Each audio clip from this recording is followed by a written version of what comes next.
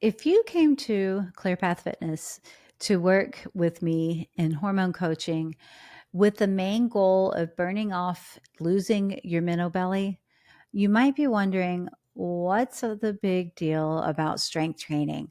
Why is that my big focus? Shouldn't I be running? Shouldn't I be doing some cardio that makes me breathless, that makes my heart pound to burn this fat off? That's what I've always heard, that cardio burns fat. The data actually is coming out now that strength training is going to be much more important to your metabolic health, to burning calories, to burning fat.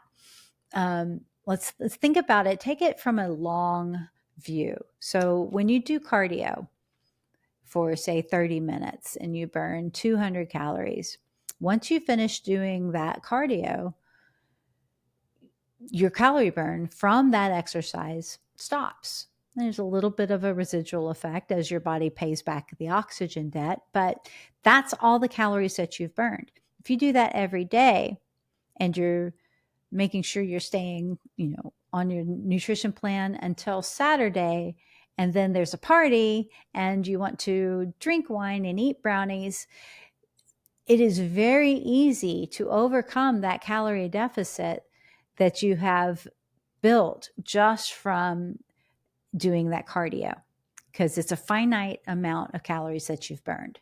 When you build muscle through strength training, you actually burn more calories just sitting here.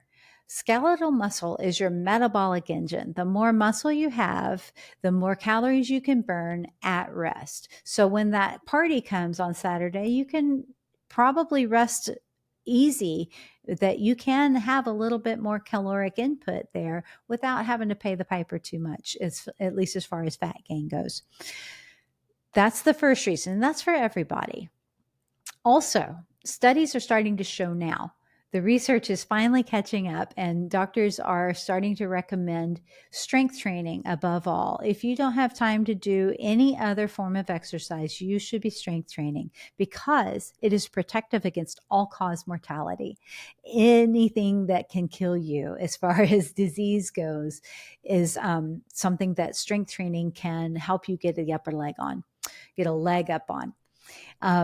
Also, mental health. We've said that for years and years, we've said that it only takes 15 minutes of movement to help you improve your mental health. And that's true. But strength training actually goes further, quantifiably further in managing your mental health. So, for those two reasons, for everybody across the board, strength training is really important.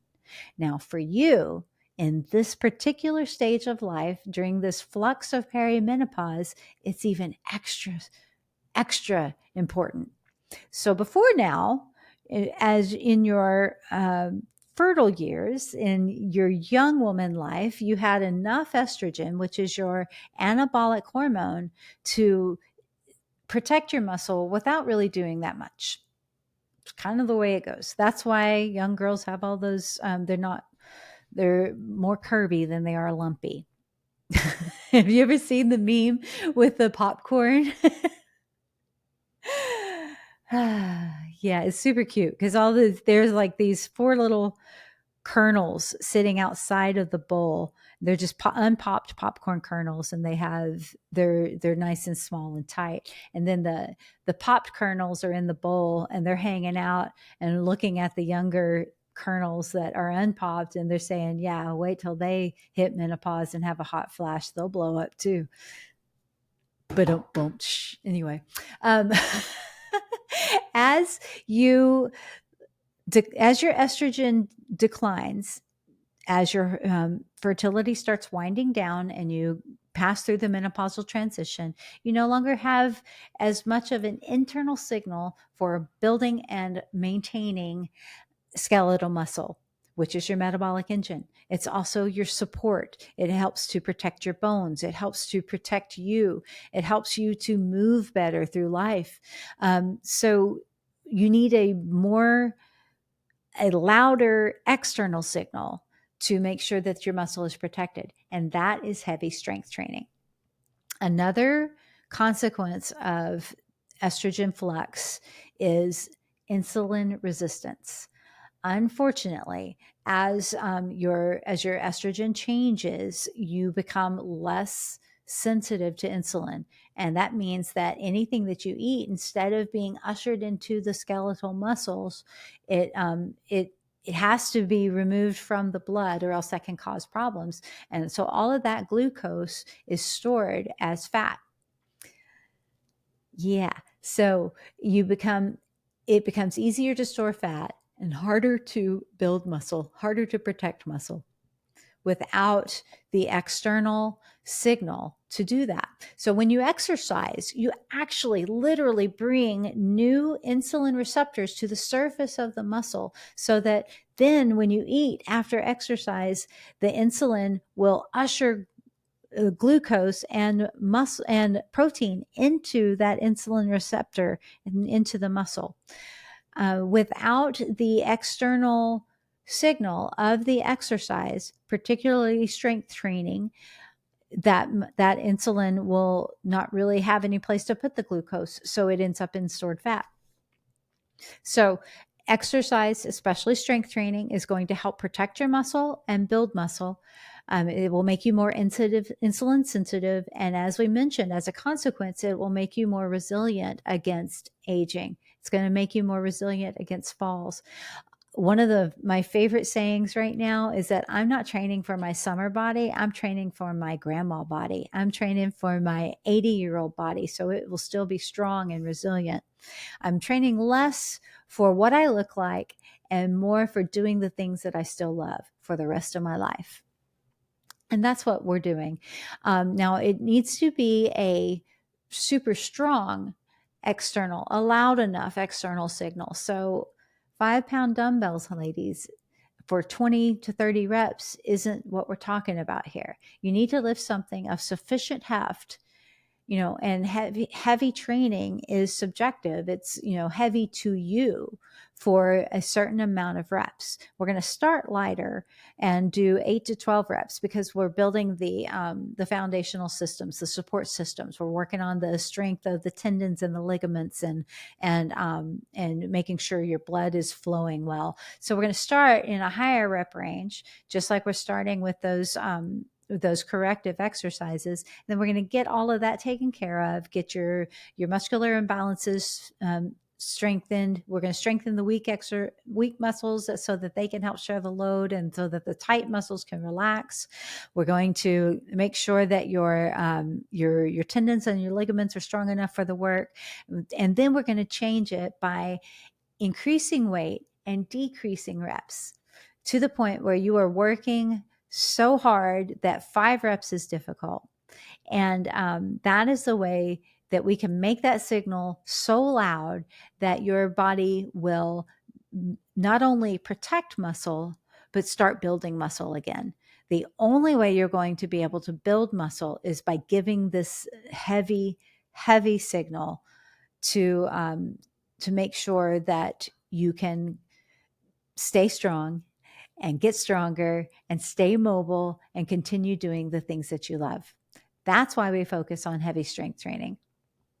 Now, the good news is that science shows that once you get past perimenopause, especially if you have these habits in place, especially if you're strength training through the change, once you get past it, your body tends to work with what it has for muscle building, and so you'll already have the patterns in place and the habits in place. So heavy lifting will be much more efficient and much more productive once you get past perimenopause. So now is the time to establish the habits and the patterns that are needed to take you through the change and make you successful and healthy and strong after the change or the menopause transition. It's never been more important than it is now to make these habits part of your lifestyle. And strength training, heavy, heavy strength training is the way to go, girls. I'm going to go out on a limb here and guess that your purse weighs more than 10 pounds, or at least weighs more than 5 pounds. You are able to pick up more than that. If you have any anxiety around going to a gym, let me just say a couple of things. You are a paying member of that gym. You have every right to be there. You have as much right to be there as anyone else does because you are a member. You have every right to be in that room, in that weightlifting room. The other thing that I will say is that if you are nervous about people watching you or judging you or not thinking you're doing anything right, let me just say that no one's looking at you. They're too busy looking at themselves. We are the center of our own universe, and that is true in every area of life. So don't worry about that.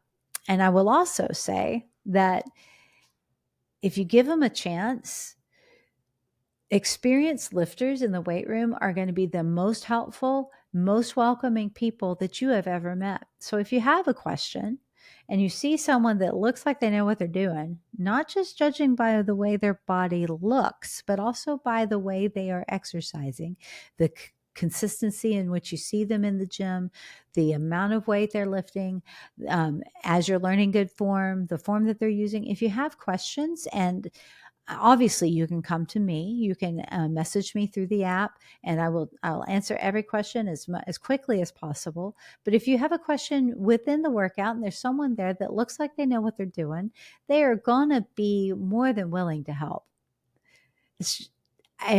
I've met really friendly people at church and really friendly people at the gym.